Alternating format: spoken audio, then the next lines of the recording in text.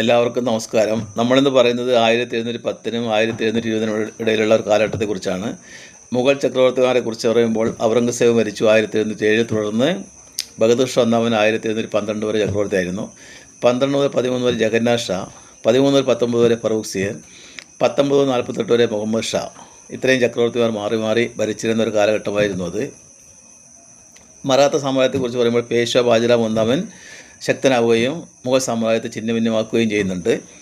ബ്രിട്ടീഷുകാരെക്കുറിച്ച് പറയുമ്പോൾ ബോംബെ, മദ്രാസ്, കൽക്കട്ട അവരുടെ പ്രധാനപ്പെട്ട കേന്ദ്രങ്ങൾ. കേരളത്തിൽ ആറ്റിങ്ങലിലും കൊടുങ്ങല്ലൂരിലും അവർ വ്യാപാര കേന്ദ്രങ്ങൾ പണിയുന്നു.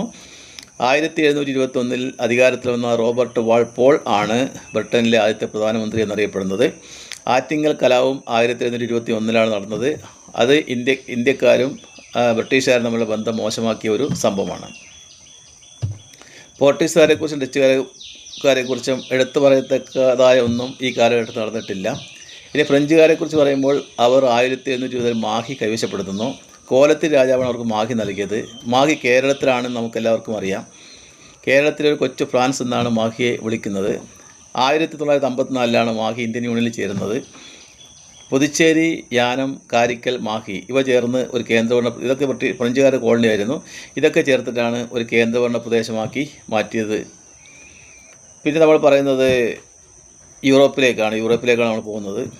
അവിടെ 1701 മുതൽ 1714 വരെ വാർ ഓഫ് സക്സഷൻ നടക്കുന്നുണ്ട്. 1713 ഉട്ട്ലച്ച് ഉടമ്പടി പ്രകാരം തീരുന്നത് നമ്മൾ നേരത്തെ പറഞ്ഞതാണ്. 1715 മുതൽ 17 വരെ ടർക്കിഷ് ഓസ്ട്രിയൻ വാർ നടക്കുന്നുണ്ട്.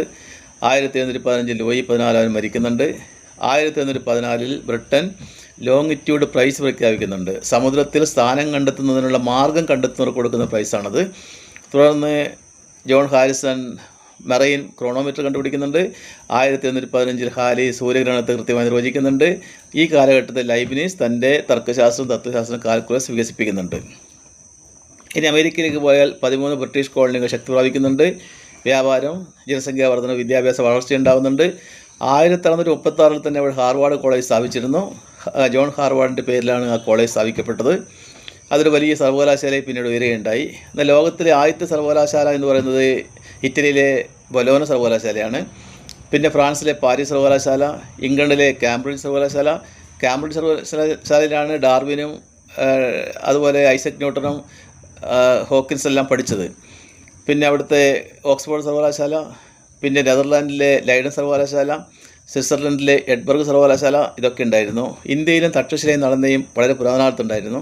കേരളത്തിലേക്ക് വന്നാൽ മാർത്താണ്ഡവർമ്മ 1729 അധികാരത്തിൽ വരികയും അദ്ദേഹം ആധുനിക തിരുവിതാംകൂർ സ്ഥാപകൻ എന്ന് അറിയപ്പെടുകയും ചെയ്തു.